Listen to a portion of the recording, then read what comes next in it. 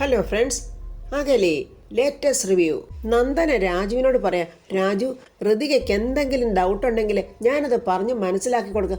അയ്യോ വേണ്ടായേ, നീ എന്നെ അങ്ങ് വെറുതെ വിട്ടാൽ മതി. നീ എന്നെ ഇങ്ങനെ സ്നേഹിച്ച് കൊല്ലല്ലേ. ഞാനേ ഒരു തെറ്റും ചെയ്യാത്തോണ്ട് എനിക്ക് യാതൊരു പേടിയില്ല. എൻ്റെ പെണ്ണിൻ്റെ തെറ്റിദ്ധാരണ മാറ്റിയെടുക്കാൻ എനിക്ക് നന്നായിട്ടറിയാം. ഇതിന് ഇങ്ങനെ ഒരു കളർ വരുമെന്ന് ഞാൻ വിചാരിച്ചില്ല രാജു. രാജുവിനെ ഞാൻ എൻ്റെ മനസ്സിൽ വെച്ച് പൂജിച്ചു പോയി. ഞാൻ രാജുവിനെ പണ്ട് ഒരുപാട് സ്നേഹിച്ചിരുന്നു. രാജുവിന് എന്നെ ഇഷ്ടമല്ലെന്നറിഞ്ഞപ്പോൾ ഞാൻ അതിൽ നിന്ന് പിന്മാറുകയും ചെയ്തു. എന്നിട്ടും ആ പ്രശ്നം നമ്മളെ വിടാതെ പിന്തുടരുക. എന്നാലേ എന്നെ വിടാതെ പിന്തുടരുന്ന നീയാ. നിനക്കിനിയെങ്കിലും എന്നെ ശല്യപ്പെടുത്താതെ നിന്റെ കാര്യം നോക്കി പൊയ്ക്കൂടെ. അങ്ങനെ രാജുവും നന്ദനയും എന്തൊക്കെയോ സംസാരിക്കുന്നുണ്ട്. ഈ സമയത്ത് താണ്ട ദീപക് അങ്ങോട്ട് വരുന്നു. ദീപക് അവരുടെ സംസാരം ശ്രദ്ധിക്കുന്നുണ്ട്. ഇന്ന് രണ്ടിലൊന്ന് അറിഞ്ഞിട്ടേ ഉള്ളു കാര്യം എന്ന് പറഞ്ഞ് ദീപക് അങ്ങോട്ട് ചെന്നിട്ട്, എന്താ ഇവിടെ? അവർ രണ്ടുപേരും ഒന്നും മിണ്ടുന്നില്ല. ചോദിച്ചത് കേട്ടില്ലേ? നന്ദന ഇങ്ങനെ ആകെ നിന്ന് പരുങ്ങുക. പെട്ടെന്ന് രാജുവിനോട്, ഡാ നീ എന്താടാ എൻ്റെ പെണ്ണിൻ്റെ പുറകെ? രാജു മുഖത്തടിച്ചതുപോലെ ദീപക്കിനോട് പറയാം, ഞാൻ നിന്നെപ്പോലെ കണ്ട പെണ്ണുങ്ങളുടെ പുറകെ നടക്കുന്നവനല്ല. എനിക്ക് അത്ര ഏർപ്പാടുമില്ല. പിന്നെ എന്താന്നാ ഞാൻ ചോദിച്ചത്? ഞാനിതൊക്കെ പല പ്രാവശ്യമായിട്ട് കാണുന്നു. എടാ എനിക്കിതൊന്നും അറിയില്ല. ഇതൊരു വീടല്ലേ. പരസ്പരം കാണുമ്പോൾ സംസാരിക്കാതിരിക്കാൻ പറ്റില്ലല്ലോ. അതുകൊണ്ടായിരിക്കും ദാണ്ട് ഇവള് വന്ന് എന്നോട് സംസാരിച്ചത്. നിന്റെ ഭാര്യ ഉണ്ടല്ലോ ഈ നന്ദന, ഇവൾ ഇങ്ങോട്ട് വന്ന് എന്നോടാ സംസാരിച്ചത്, അല്ലാതെ ഞാൻ അങ്ങോട്ട് ചെന്ന് സംസാരിച്ചതല്ല. നിന്റെ ഭാര്യയല്ലേ ഇവള്, നീ വേണമെങ്കിൽ ചോദിച്ച് മനസ്സിലാക്ക് എന്ന് പറഞ്ഞിട്ട് രാജു അങ്ങ് പോയി. പെട്ടെന്ന് ദീപക് നന്ദനയുടെ കയ്യെ പിടിച്ചവിടെ നിർത്തിയിട്ട്, ഡേ അവൻ പറഞ്ഞത് നേരാണോ? അയ്യോ അല്ല, ഞാനിവിടെ നിൽക്കുമ്പോഴേ അവൻ എന്നോടാ വന്ന് സംസാരിച്ചത്. ദീപക്കിൻ്റെ മനസ്സിലൊരു സംശയം. അല്ല, നീ നേരത്തെ ഇവനെ അറിയോ? എനിക്കെങ്ങും അറിയില്ല, ഞാൻ കണ്ടിട്ടില്ല. ഈ വായി നോക്കികളെയൊക്കെ ആരറിയാനാ? ഇനി മേലാൽ അവൻ വന്ന് നിന്നോട് സംസാരിക്കാൻ ശ്രമിച്ചാലും നീ സംസാരിക്കണ്ട. അവനെ എന്നെ പോലെയൊന്നും അല്ല. അവൻ വെറും ആഭാസന. അല്ല, ഒരു പ്രാവശ്യം ഒരു പ്രശ്നം ഉണ്ടായതല്ലേ, അപ്പം പിന്നെ അവൻ സംസാരിക്കാൻ വന്നപ്പോൾ നീ എന്തിനാ നിന്നു കൊടുത്തത്? എന്ത് പറയണമെന്നറിയാതെ ഒരു നിമിഷം നന്ദനെ ആലോചിക്കുക. എന്താടി മിണ്ടാത്തത്? ഇടി നിന്നോടാ ചോദിച്ചത്. എന്തായാലും ദീപക്കിൻ്റെ ഉള്ളിലൊരു സംശയം തുടങ്ങിക്കഴിഞ്ഞു. ഈ സമയത്ത് ഏതാണ്ട് അംബിക സംയുക്തയെ വിളിക്കുക. ഇവളെന്താ ഫോൺ എടുക്കാൻ താമസിക്കുന്നത്? പെട്ടെന്ന് സംയുക്ത ഫോൺ എടുത്ത് ഹലോ ഒക്കെ പറയുന്നുണ്ട്. എന്താടി സംയുക്ത, നീ എന്താ പഴങ്കഞ്ഞിയാണോ കുടിക്കുന്നത്? നിന്റെ ഹലോയ്ക്ക് ഒരു കൊഴുപ്പില്ലല്ലോ. നീ എന്താ ഫോൺ എടുക്കാൻ ഇത്രയും താമസിച്ചത്? ഞാൻ ചോദിച്ചതൊന്നും നീ കേട്ടില്ലേ? എന്തിനാ ചേച്ചി എന്നെ വിളിച്ചത്? അത് മാത്രം പറ.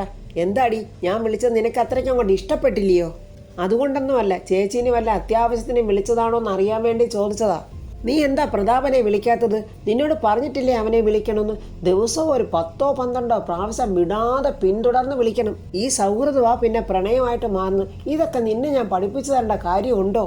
എന്താ സംയുക്ത, ഞാൻ പറഞ്ഞത് മനസ്സിലായില്ലേ? അപ്പോഴത്തേക്കും ദീപക്കിൻ്റെ ഒച്ച അവിടെ കേൾക്കാം. എന്താടി ചോദിച്ചത് മനസ്സിലായില്ലേ? ദീപക്കിൻ്റെ ശബ്ദമാണല്ലോ കേൾക്കുന്നത്. പെട്ടെന്ന് അംബിക ഫോൺ കട്ട് ചെയ്യുവാണ്. അവനോടൊരു പരിധി വിട്ട് സംസാരിക്കേണ്ട കാര്യം നിനക്ക് എന്താടി? അവൻ നിന്റെ ആരാ? അയ്യോ എൻ്റെ ആരുമല്ല. നിന്റെ ആരുമല്ലെങ്കിൽ പിന്നെ നീ എന്തിനാടി അവനോട് ഇത്ര ലോഹ്യത്തിൽ സംസാരിക്കുന്നത്? എന്താടി നീ ഒന്നും മിണ്ടാത്തത്? നിന്നോടല്ലേ ഞാൻ ചോദിച്ചത്? ദീപു ഒരേ വീട്ടിൽ താമസിക്കുന്ന ആളല്ലേ, അതുകൊണ്ടാണ് ഞാൻ സംസാരിച്ചത്. അവനെൻ്റെ ശത്രുവാണെന്ന് നിനക്കറിയില്ലേടി? അയ്യോ എനിക്കറിയില്ല. അത് കേട്ടോണ്ട് തന്നെ അംബിക അങ്ങോട്ട് വരുക. എന്താ ഇവിടെ ഒരു ബഹളം? നിങ്ങൾ തമ്മിലുള്ള തർക്കമേ അങ്ങ് പുറത്ത് വരെ കേൾക്കാവല്ലോ. എന്താടാ ദീപക്കെ? അമ്മേ, ഇവക്ക് ആ രാജുവിനോട് വെറുതെ കിന്നാരം പറയേണ്ട ആവശ്യം എന്താ? ഇവൾക്ക് അങ്ങോട്ട് കുറച്ച് ചായ്വ് കൂടുതലമ്മേ. എനിക്ക് കുറച്ച് ദിവസം കൊണ്ട് അതൊക്കെ മനസ്സിലായി. പെട്ടെന്ന് അമ്പിക, വേണ്ടേ അങ്ങനെ ചായുന്ന മരങ്ങളെ ഞങ്ങൾ സാധാരണ ചെയ്യാറുള്ളതാണെന്ന് വെട്ടിക്കളയുക. എടി പെണ്ണെ, ഒരു കാര്യം ഞാൻ നിന്നോട് പറഞ്ഞേക്കാം. 2 വള്ളത്തെ കാലി വെച്ച് നിൽക്കുന്ന ആ പരിപാടിയൊന്നും നാണ്ട് ഇവിടെ എടുത്തേക്കരുത്. ഇവിടെ നമ്മൾ 3 പേരും ഒറ്റക്കെട്ടായിട്ട് നിൽക്കണം. നീ എന്തെങ്കിലും രീതിക്ക് ഒറ്റിയാലുണ്ടല്ലോ, മരക്കുരിശല്ല അതുക്കും മേലെ നിന്നെ അങ്ങ് ശരിയാക്കി കളയും. നീ വാടാ എന്നും പറഞ്ഞ് ദീപക്കനെ വിളിച്ചോണ്ട് പോവുക. അംബികയും മോനും ഓലപ്പാമ്പ് കാണിച്ച് പേടിക്കുന്നവളാണോ നന്ദന? ആരുടെ മോള? മലവിഴുങ്ങി അനന്തംപിള്ളയുടെ മോള. അവള് പറയാ, ആരാ പേടിക്കുന്നതെന്നൊക്കെ കാണാൻ പോകുന്നതല്ല ഉള്ളു. വേണുവേട്ടനും രാധമ്മയും പ്രിയയും കൂടെ എന്തൊക്കെയോ സംസാരിക്കുക. വേണുവേട്ട വലിയ സന്തോഷത്തിലാണ്. എടി രാധേ, എനിക്ക് വലിയ സന്തോഷമായി. പത്മാവതി മേഡം ഈ ധൈര്യം കുറച്ച് മുമ്പേ കാണിക്കണമായിരുന്നു. അതെങ്ങനെയാ വേണുവേട്ട? വർമ്മ സാറും പത്മാവതി മേഡവും കൂടെ ഒന്നിച്ചാലേ അംബികയുടെ കളി തീരില്ലേ? സത്യങ്ങളൊക്കെ വർമ്മ സാർ മനസ്സിലാക്കി കഴിഞ്ഞാലോ ആ അംബികയെ വർമ്മ സാർ തന്നെ അടിച്ച് പുറത്താക്കി കളയുകയും ചെയ്യും. പ്രിയ പറയാം, എൻ്റെ അമ്മ എന്തുവായി പറയുന്നേ? ആ അംബിക പഠിച്ച കളിയാ. വർമ്മസാറും പത്മാവതി മേഡവും കൂടെ ഒന്ന് ഒന്നിക്കാനുള്ള അവസരമൊന്നും ആ അംബിക കൊടുക്കില്ല. അപ്പോഴേക്കും ആ അംബിക അടുത്ത പാര പണി. എന്നാലേ ഇനി അവളുടെ തന്ത്രമൊന്നും അവിടെ ഏക്കത്തില്ലടി മോളെ. അതിന്റെ കാരണം എന്താന്ന് വെച്ചാൽ ആ വീട്ടിൽ അംബികയും മോനും മാത്രമേ ഉള്ളൂ, ബാക്കി എല്ലാവരും ഒറ്റക്കെട്ടാ. ഓ പിന്നെ മറ്റുള്ളവരൊക്കെ ഒറ്റക്കെട്ടായതുകൊണ്ട് എന്ത് പ്രയോജനമാച്ചാ ഉള്ളത്? വർമ്മ സാർ ഇപ്പോഴും അംബികയുടെ പക്ഷത്ത് തന്നെയല്ലേ? വർമ്മ സാർ എത്ര നാളിങ്ങനെ നിൽക്കും മോളെ? ആ പത്മാവതി മേഡം വർമ്മ സാറിൻ്റെ മുഖത്ത് നോക്കി ധൈര്യത്തോടെ സത്യങ്ങളൊക്കെ ഒരു വട്ടം ഒന്ന് വിളിച്ചു പറഞ്ഞാൽ അങ്ങേരുടെ മനസ്സ് പിന്നെ മാറില്ലേ? മനുഷ്യനല്ലേ അയാള്? എൻ്റെ അമ്മേ, ആ വർമ്മ സാറിൻ്റെ മനസ്സ് അങ്ങനെ ഒന്നും മാറുന്നതല്ല. 10-25 കൊല്ലമായിട്ട് മാറാത്ത മനസ്സാണോ ഇനി മാറ്റാൻ പോകുന്നത്? ഇതൊക്കെ കേട്ടിട്ട് വേണുവട്ടം പറയാം, ചിലപ്പോഴെന്തെങ്കിലും അത്ഭുതം സംഭവിച്ചേക്കാം. പത്മാവതി മേഡം രണ്ടും കൽപ്പിച്ചാ വന്നേക്കുന്നത്. അങ്ങനെ എല്ലാം കലങ്ങി തെളിഞ്ഞല്ലേ പറ്റൂ. അവരൊന്നിച്ചാൽ മതിയായിരുന്നു വേണുവേട്ടാ. നമുക്ക് പ്രാർത്ഥിക്കാവിടാതെ അവരൊന്നിക്കും. എന്തായാലും ഞാൻ അവിടം വരെ ഒന്ന് പോകുന്നുണ്ട്. അച്ഛ, അവരെ ഇണങ്ങോ പിണങ്ങോ എന്തെങ്കിലും ചെയ്യട്ടെ, നമുക്കിപ്പോൾ അതൊന്നും അല്ലല്ലോ പ്രശ്നം. എന്നാലേ രാജുവും ഋതുമോളും തമ്മിൽ ഇപ്പോൾ മുട്ടനടിയാ. ഇത് സാധാരണ വഴക്കാട്ട് എനിക്ക് തോന്നുന്നില്ല. നിങ്ങളാരും പേടിക്കണ്ട. അവരെത്ര പ്രാവശ്യം ഇതുപോലെ പിണങ്ങിയിട്ടുള്ളത്, അതൊക്കെ അങ്ങ് മാറിയില്ലേ? ഇതും അതുപോലെ അങ്ങ് മാറിക്കോളും. അവരുടെ പിണക്കമൊക്കെ കണ്ടല്ലേ കന്നിമാസത്തിലെ മഴ പോലെ വരുന്നത് കണ്ടാൽ നമ്മൾ വിചാരിക്കും 5-6 ദിവസം അടുപ്പിച്ചങ്ങോട്ട് പെയ്യുമെന്ന്. പക്ഷെ വരുന്ന പോലെ അങ്ങ് പോവുകയും ചെയ്യും. ഈ സമയം ശ്രീലക്ഷ്മി ജോലിയൊക്കെ കഴിഞ്ഞ് വരുന്നുണ്ട്. ചാണ്ടരാധമ്മേ, മോൾ ഓഫീസിൽ നിന്ന് വരുന്നുണ്ട്. വെയിൽ കൊണ്ടുള്ള വരവാ. നീ എന്തെങ്കിലും കാപ്പിയോ ജ്യൂസോ കൊടുക്ക്.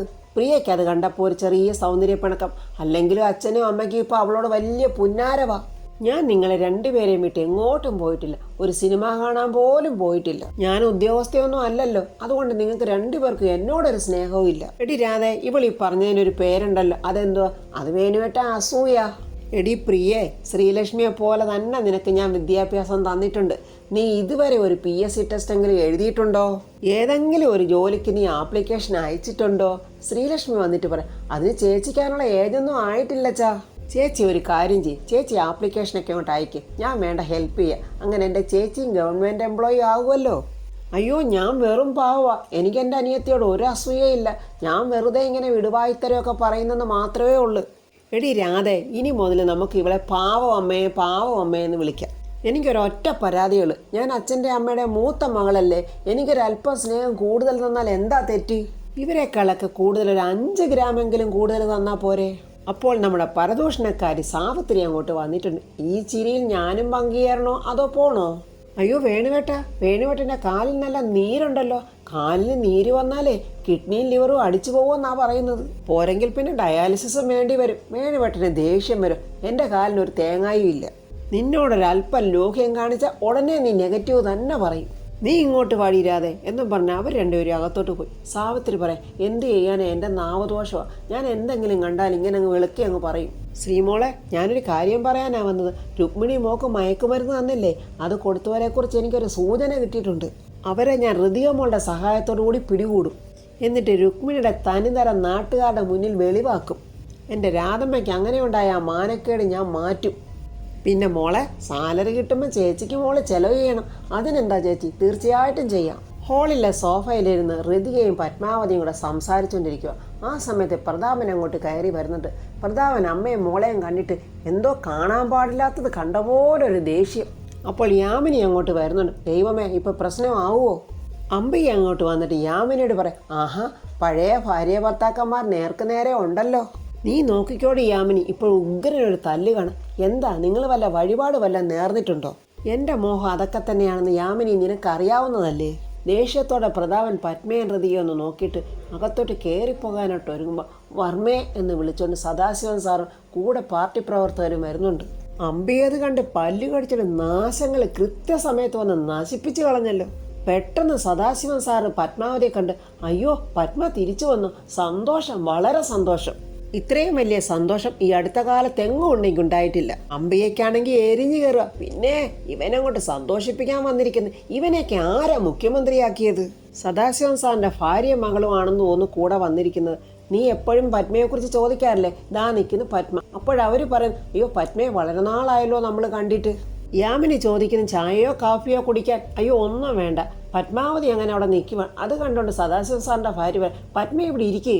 ഒരു ഭയത്തോടെ പത്മാവതി പ്രതാപനെ നോക്കിയിട്ട്, അയ്യോ വേണ്ട, ഇവിടെ ഇരിക്കും പത്മേ എന്നും പറഞ്ഞ് അവർ പിടിച്ചവിടെ ഇരുത്തി. അമ്പിയുടെ കണ്ണിൽ കൂടെ തീ പാറുക. പ്രതാപൻ ചോദിക്കുക, സാറ് കുടുംബസഹിതം വന്നപ്പോൾ എന്തെങ്കിലും കാര്യമില്ലാതില്ല? കാര്യമുണ്ടല്ലോ പ്രതാപ. എൻ്റെ മകളെ വർമ്മ സാറിനും പത്മയ്ക്കും അറിയാമല്ലോ. രാഗേന്ദു അല്ലേ? ഇവിടെ ജനിച്ച നാൾ മുതൽ ഞാൻ കാണുന്നതല്ലേ. ഋതുമോളും രാഗേന്ദു ഒരുമിച്ച് പഠിച്ചതല്ലേ? അതെ, സ്കൂളിലാണ്, കോളേജിലല്ല. രാഗേന്ദു PG കഴിഞ്ഞില്ലേ? ആ കഴിഞ്ഞു. എന്നാൽ ഇനി വർമ്മേ കാര്യത്തിലോട്ട് കടക്കാം. ആദ്യം വരുന്നത് ഇങ്ങോട്ടല്ലേ? എന്നാൽ കാര്യം അങ്ങോട്ട് പറഞ്ഞു ഭാര്യ പറയുക. വർമ്മ സാറും പത്മയും കേൾക്കാൻ വേണ്ടി മാത്രമല്ല, എല്ലാവരും കേൾക്കാൻ വേണ്ടിയാ പറയുന്നത്. എൻ്റെ മോളുടെ വിവാഹമാണ്. ആറന്മുള ഗംഗാധരൻ്റെ മകൻ രാജീവനാണ് വരൻ. ഈ വരുന്ന ഓഗസ്റ്റ് 10-നാണ് വിവാഹം. വിവാഹത്തിനും അതിനോടനുബന്ധിച്ച് നടക്കുന്ന എല്ലാ ചടങ്ങുകൾക്കും വർമ്മ സാറും പത്മയും മറ്റു കുടുംബാംഗങ്ങളെല്ലാവരും ഈ മംഗളകർമ്മത്തിൽ വന്നു ചേരണമെന്ന് വിനയപൂർവ്വം അഭ്യർത്ഥിക്കുവാണ്. ഹൃതിയോട് ചോദിക്കുന്നത് രാജു ഓടമോളെ, അത് വീട് വരെ പോയിരിക്കുവാങ്കിലെ രാജു വരുമ്പോൾ പ്രത്യേകം പറയണം. ആദ്യത്തെ ഇൻവിറ്റേഷൻ കാർഡ് കൊടുക്കുന്ന വർമ്മ സാറിന്. മോളെ ഇൻവിറ്റേഷൻ കാർഡ് കൊടുത്ത് സാറിൻ്റെയും പത്മയാൻ്റിയുടെയും അനുഗ്രഹം മേടിയും. അങ്ങനെ രാഗേന്ദു വർമ്മയ്ക്കും പത്മയ്ക്കും ഇൻവിറ്റേഷൻ കൊടുത്ത് കാലിൽ തൊട്ട് അനുഗ്രഹമൊക്കെ മേടിക്കുന്നുണ്ട്. ഇതുകൂടെ കണ്ടപ്പോഴേ അംബികയ്ക്ക് സഹിക്കാൻ പറ്റുന്നില്ല. ആ സദാശിവൻ സാറിനെയും അയാളുടെ ഭാര്യയും മോളെയും എടുത്തിട്ട് ചവിട്ടണോ എന്ത് ചെയ്യണമെന്നറിയാതെ അംബിക ഇങ്ങനെ ദേഷ്യത്തോടെ നിൽക്കുക. എന്നാൽ വർമ്മ സാറ്, ഞങ്ങൾ പോയിട്ട് കുറേ പണിയുണ്ട്, ഞങ്ങൾ ഇറങ്ങട്ടെ എന്നും പറഞ്ഞവർ പോകാനൊരുങ്ങുമ്പോൾ പെട്ടെന്ന് അംബിക, സദാശിവൻ സാറേ ഒരു കാര്യം പറയാനുണ്ടായിരുന്നു. എന്താ അംബിക? ഈ പ്രതാപനും പത്മയും തമ്മിൽ ഒരുമിച്ചിട്ടൊന്നുമില്ല. ഇവളെ അവകാശം പറഞ്ഞ് ഇങ്ങോട്ട് ഞിടിച്ച് കയറിയതാ. പ്രതാപനും ഈ പത്മയും ഇപ്പോഴും ബദ്ധ ശത്രുക്കൾ തന്നെയാ. സദാശിവൻ ഇവളെ നല്ലതുപോലെ അറിയാം. സദാശിവൻ ശരിക്കും അവിടെ തലയ്ക്കൊട്ടൊരടി കൊടുക്കുന്ന പോലെ പറയാം. എന്ന് വെച്ചാൽ അംബിക ഇപ്പോഴും പൂർണ്ണ സന്തോഷത്തിലാണ്. നല്ല കാര്യം അംബിക ചമ്മി വിളറി ഇങ്ങനെ നിൽക്കുക. ഇവളെ അങ്ങനെ അങ്ങ് വെറുതെ വിടാൻ പറ്റില്ലല്ലോ. സദാശിവൻ സാർ വീണ്ടും പറയാം, ശ്രേഷ്ഠനും ആദർശധീരനുമായ പ്രതാപവർമ്മ എന്ന രാഷ്ട്രീയ നേതാവ് ഇപ്പോഴും അന്ധക രൂപത്തിലാണ്. ഇതിൽ കൂടുതൽ പ്രതാപൻ എന്തു പറഞ്ഞു കൊടുക്കാനാ സാറ്? അംബികയുടെ തലമണ്ടയ്ക്ക് 2 കൊടുക്കുന്ന പോലെ 2 വാക്കൊക്കെ അങ്ങോട്ട് പറഞ്ഞിട്ട് സദാശിവൻ സാറ് പറയാം, എന്നാൽ വർമ്മ സാറേ ഞങ്ങൾ ഇറങ്ങട്ടെ എന്നും പറഞ്ഞ് അവരങ്ങ് പോയി. പ്രതാപൻ ദേഷ്യത്തോടെ ഹൃതിയോട് പറയാം, ഇതിനൊക്കെ കാരണക്കാരി നീ ഒറ്റ വരുത്തിയ. അതെ, ഈ ലോകത്ത് എന്ത് പ്രശ്നം നടന്നാലും അതിനൊക്കെ കാരണക്കാരി ഞാൻ തന്നെയാണ്. അംബിയെ നോക്കിയിട്ട് പറയുന്നു, അച്ഛൻ എന്നീ പിശാചിന്റെ പിടിയിൽ നിന്ന് മാറുന്നു അന്നേ അച്ഛൻ രക്ഷപ്പെടത്തുള്ളൂ. നാവടക്കടി എന്ന് ഹൃതിയോട് പറഞ്ഞിട്ട് പ്രതാപൻ അങ്ങ് പോയി. ദേഷ്യത്തോടെ യാമിന് പറയാം, ഇവരെ പിടിച്ച് ചങ്ങലക്കിടാൻ ഇവിടെ ആരുമില്ലേ? സദാശിവൻ സാറിൻ്റെ അടുത്ത് വലിയ ആളാകാൻ ശ്രമിച്ച അംബിക അത് നടന്നില്ലല്ലോ. സദാശിവൻ സാറൂടെ കൊടുത്ത ദേഷ്യത്തിന് ഇങ്ങനെ നിൽക്കുക, ഉറഞ്ഞു തുള്ളുക അംബിക. എന്നിട്ട് പത്മയോട് പറയാം, എടി നിനക്ക് ഇവിടെ നിറങ്ങാൻ സമയമായി, നീ പോകുമ്പോഴേ നിന്റെ ഈ മകളെ നിന്റെ മരുമാനെയും കൂടെ കൂട്ടി പൊയ്ക്കോണം. ഋതികയുടെ വീട്ടിൽ നിന്നുകൊണ്ട് അംബിക ഈ അധികപ്രസംഗം പറയുന്നു. ഋതിക സഹിക്കുവോ വിടുവോ? എടി അംബിയെ, ആരാ വീട്ടിൽ നിന്ന് ഇറങ്ങുന്നതെന്ന് കാണിച്ചു തരാം. നീ നിന്റെ മകനെയും മരുമകളെയും വിളിച്ചോണ്ട് റോഡ് നീളെ തെണ്ടുന്നത് ഞാൻ കാണിച്ചു തരാം. പത്മയാണെങ്കിൽ അംബിയോട് ഇങ്ങനെ വളരെ ദേഷ്യത്തിൽ നിൽക്കുക. ആ വന്നവരുടെ മുന്നിൽ പത്മയെ ആക്ഷേപിക്കാനാണല്ലോ അവൾ നോക്കിയത്. പത്മയ്ക്കും ആ ദേഷ്യം ഉള്ളിലുണ്ട്. എന്നിട്ട് അംബികയോട് പറയാം, എടി ഞാൻ ഇവിടുന്ന് പോകും, പക്ഷെ പോകുന്നതിന് മുമ്പ് ഞാനൊരു പുണ്യപ്രവൃത്തി ചെയ്യും. അതായത് നിന്റെ മകനെയും മരുമകളെയും എനിക്ക് വേണ്ട, നിന്നെ ഞാനങ്ങ് കൊന്നുകളയും. പഴയ പത്മാവതിയല്ല തൻ്റെ മുന്നിൽ നിൽക്കുന്നതെന്ന് അംബികയ്ക്ക് മനസ്സിലായി. അംബികയുടെ ഉള്ളിൽ ഒരു ഭയമുണ്ട്. വേണുവേട്ടൻ രാജുവിനെ വിളിച്ച് വരുത്തിയിട്ട് പറയാം, മറ്റാരും കേൾക്കണ്ടെന്ന് കരുതിയാ നിന്നോട് ഞാൻ ഇങ്ങോട്ട് വരാൻ പറഞ്ഞത്. നീയും ഋതുമോളും തമ്മിൽ എന്താ പ്രശ്നം? പിണക്കമുണ്ടെന്ന് എനിക്ക് മനസ്സിലായി. അത് ഇന്നലെ നീ എന്നോട് സൂചിപ്പിക്കാൻ ചെയ്തല്ലോ. നിനക്ക് പറയാൻ ബുദ്ധിമുട്ടാണെങ്കിൽ പറയണ്ട, അതൊന്നുമില്ല ചാ, ഋതുവിൻ്റെ വെറും തെറ്റിദ്ധാരണകളാ. എടാ രാജു, ഒരു തെറ്റും ചെയ്യാത്തവനാ നീ. ഒരു തെറ്റും ചെയ്യാൻ അറിയാത്തവളാണ് ഋതുമോള്. തെറ്റുകൾ ചെയ്യാത്ത നിങ്ങൾക്ക് തെറ്റിദ്ധാരണ കൊണ്ട് പിണക്കം ഉണ്ടാവുമോ? അച്ഛാ, ഋതുവിൻ്റെ മനസ്സുള്ള തെറ്റിദ്ധാരണകൾ എങ്ങനെ മാറ്റുമോ വിചാരിച്ച് ഞാൻ വിഷമിക്കുക. അപ്പോഴാ തെറ്റിദ്ധാരണ മാറ്റിയല്ലേ പറ്റൂ. പ്രശ്നമില്ലാത്ത പ്രശ്നങ്ങൾക്കാണല്ലോ നിങ്ങൾ എപ്പോഴും പ്രശ്നങ്ങൾ ഉണ്ടാക്കുന്നത്. ഞാൻ നിന്നെ ഉപദേശിക്കുകയാണെന്ന് കരുതരുത്. നിന്നെ ഉപദേശിക്കാനുള്ള വിഡ്ഢിത്തരമൊന്നും എനിക്കില്ല. നിനക്ക് വേണമെങ്കിൽ എന്നെ ഉപദേശിക്കാം. അതിനുള്ള പാകതയും പക്വതയൊക്കെ നിനക്കുണ്ട്. ഞാൻ ചിലപ്പം വിവേകം കൈവിട്ട് വികാരത്തിന് അടിമയായി പോവും. ദേഷ്യം വന്നാൽ പിന്നെ കൺട്രോളും തെറ്റിപ്പോവും. അതിര് കവിഞ്ഞ സ്നേഹം കൊണ്ടാ ഋതുവിന് തെറ്റിദ്ധാരണകളൊക്കെ. എടാ മോനെ, സ്നേഹിക്കുന്നവരും സ്നേഹിക്കപ്പെടുന്നവരും തമ്മിലാണ് പ്രശ്നങ്ങൾ ഉണ്ടാകുന്നത്. ഒന്ന് ചിന്തിച്ചാൽ അത് ഉള്ളി പൊളിക്കുന്ന പോലെ കാണും. ഉള്ളിയുടെ ഉള്ളിൽ ഉള്ളി തന്നെയാണ് ഇരിക്കുന്നത്. ഞാൻ നിനക്കൊന്നും പറഞ്ഞു തരേണ്ട ആവശ്യമില്ലല്ലോ. ഈ ഭാര്യ ഭർത്തൃ ബന്ധമെന്ന് പറയുന്നത് സ്നേഹം കൊണ്ടുള്ള ഒരു മാജിക്കാണ്. നിനക്കറിയാമെങ്കിൽ ഞാൻ പറഞ്ഞു തരാം. പിണങ്ങിയ ആളിനോട് ഇണങ്ങിയ ആൾ കുറച്ചധികം സ്നേഹം കാണിച്ചാൽ മതി. അതിലൊരു ഈഗോയും കാണിക്കരുത്. ആരെങ്കിലും ഒരാൾ തോറ്റു കൊടുക്കുന്നതുകൊണ്ട് ഒരു കുഴപ്പവും ഉണ്ടാവില്ല. താൻ തോക്കുന്ന തൻ്റെ ജീവന്റെ പകുതിയോടാണെന്ന് മാത്രം വിചാരിച്ചാൽ മതി. ഇത്തരം സൗന്ദര്യപ്പണക്കങ്ങൾ ഒരിക്കലും നീട്ടിക്കൊണ്ട് പോവരുത്. അതൊരിക്കലും വഷളാകാൻ ശ്രമിക്കരുത്. വളരെ ക്രിട്ടിക്കൽ സ്റ്റേജിൽ കൂടെ നീയും മോളും ഇപ്പോൾ കടന്നു പോയിക്കൊണ്ടിരിക്കുന്നത്. അംബികയുടെ കൈകൊണ്ട് കൊല്ലപ്പെടാൻ അനവധി അവസരങ്ങൾ ഉണ്ടായിട്ടും ആയുസിന്റെ ബലം കൊണ്ട് തിരിച്ചു വന്നവളാ പത്മാവതി മാഡം. ആ സെയിം സിറ്റുവേഷൻ തന്നെ വർമ്മ സാറിന്റെ. തെറ്റ് ചെയ്യാതെ ശിക്ഷ അനുഭവിക്കുന്ന പത്മാവതി മാഡവും തെറ്റിദ്ധരിക്കപ്പെട്ട് ജീവിക്കുന്ന വർമ്മ സാറും. അവരെ എങ്ങനെയെങ്കിലും ഒരുമിപ്പിക്കണം. അതായിരിക്കണം നിൻ്റെയും ഋതുമോളുടെയും ജീവിതത്തിലെ ഒരേ ഒരു ലക്ഷ്യം. അതിന് നിങ്ങളിങ്ങനെ പിണങ്ങി നിന്നാൽ എങ്ങനെ സാധിക്കും? അതുകൊണ്ട് അച്ഛൻ പറയുന്നത് എൻ്റെ പൊന്നുമോൻ അനുസരിക്കണം. പരസ്പരം സംസാരിച്ച് മോളുമായിട്ടുള്ള പിണക്കം ആദ്യം തീർക്കണം. അതിനുശേഷം ശാന്തമായും സമാധാനമായും വർമ്മസാറും പത്മാവതിമാരോട്ടുള്ള പ്രശ്നം നിങ്ങൾ പരിഹരിക്കണം. അതിന് ന്യായമായ ഏത് വഴി സ്വീകരിക്കുന്നതിലും ഒരു തെറ്റുമില്ല. അങ്ങനെ വേണുവേട്ടൻ മകന് വേണ്ട ഉപദേശങ്ങളൊക്കെ പറഞ്ഞു കൊടുത്ത് വിടുവാണ്. രാജു അങ്ങനെ വർമ്മസാറിൻ്റെ വീട്ടിലെത്തി. അവിടെ നിന്നോട് മനസ്സിൽ പറയാം, അച്ഛൻ പറഞ്ഞതല്ല 100% കറക്റ്റാ. അച്ഛൻ പറഞ്ഞതുപോലെ ജീവിതത്തിൽ പാലിച്ചാൽ പിന്നെ ജീവിതത്തിൽ ഒരു പ്രശ്നവും ഉണ്ടാവില്ല. ഇന്ന് എൻ്റെ ഋതുമോളോട് ഹൃദയം തുറന്ന് സംസാരിക്കണം. എല്ലാം തുറന്നു പറഞ്ഞാൽ തീരാവുന്ന പ്രശ്നമേ ഉള്ളൂ. ഋതിക ഒറ്റയ്ക്ക് ആ സോഫയിൽ ഇങ്ങനെ ഓരോന്നോർത്ത് സങ്കടപ്പെട്ടുകൊണ്ടിരിക്കും. അപ്പോഴാണ് രാജു അങ്ങോട്ട് വരുന്നത്. രാജുവിനെ കണ്ടതും ഋതിക എഴുന്നേറ്റ് പോകാൻ പോവുക. അവിടെ നിൽക്കാനല്ലേ പറഞ്ഞു, ഇതിങ്ങനെ നീട്ടിക്കൊണ്ട് പോകാൻ പറ്റില്ല എന്നും പറഞ്ഞ് കർശനമായിട്ട് തന്നെ രാജു ഋതിയെ പിടിച്ചവിടെ നിർത്തിയിരിക്കുക. എന്തായാലും പലതും ഇന്ന് എനിക്ക് തുറന്ന് സംസാരിക്കണം. അതിന് തയ്യാറായി തന്നെ ഞാൻ വന്നിരിക്കുന്നത്. ഒരുപാട് തെറ്റിദ്ധാരണകൾ നമ്മളുടെ ഇടയിൽ ഉണ്ടായിട്ടുണ്ട്. അതൊക്കെ ഇന്ന് സംസാരിച്ച് ക്ലിയർ ചെയ്യണം. ഇനി ഇങ്ങനെ മുന്നോട്ട് പോകാൻ പറ്റില്ല. അപ്പോൾ ഫ്രണ്ട്സ്, രാജു ഒരു ഉറച്ച തീരുമാനം എടുത്തുകൊണ്ടാണ് ഋതികയുടെ മുന്നിൽ നിൽക്കുന്നത്. ഋതിക ഇനി അത് വല്ലതും കേൾക്കുമോ, അതോ രാജു പറയുന്നതിനെ തള്ളിക്കളഞ്ഞിട്ട് ഋതിക പോകുമോ? ലാസ്റ്റ് പത്മാവതി തന്നെ കാര്യങ്ങളൊക്കെ മനസ്സിലാക്കി ഋതികയെ പറഞ്ഞ് മനസ്സിലാക്കി കൊടുക്കും. ഇതിനു മുമ്പും ഇങ്ങനെ സംഭവം ഉണ്ടായതാണല്ലോ. അപ്പോൾ പത്മാവതിയാണല്ലോ എല്ലാം പറഞ്ഞ് മനസ്സിലാക്കി കൊടുത്തത്. അങ്ങനെ ഋതികയുടെ തെറ്റിദ്ധാരണകളെല്ലാം മാറി പഴയതുപോലെ രാജുവും ഋതിയെ ഒരുപോലെ സ്നേഹത്തോടെ കഴിയും. അങ്ങനെ അവർ സ്നേഹത്തോടെ തന്നെ പത്മയെയും പ്രതാപനെയും ഒന്നിപ്പിക്കാൻ ശ്രമിക്കുകയും അംബികയും മകനെയും നന്ദനെയും അവിടെ നടിച്ചിറക്കാനുള്ള പ്ലാനുകൾ തയ്യാറാക്കുകയും ചെയ്യും എന്നുള്ള പ്രതീക്ഷയോടെ നമുക്ക് നാളത്തെ റിവ്യൂ കാണാം. എൻ്റെ ഈ റിവ്യൂ ഇഷ്ടപ്പെട്ടാൽ ലൈക്കും കമൻസും, സബ്സ്ക്രൈബ് ചെയ്യാത്തവർ സബ്സ്ക്രൈബ് ചെയ്യണേ.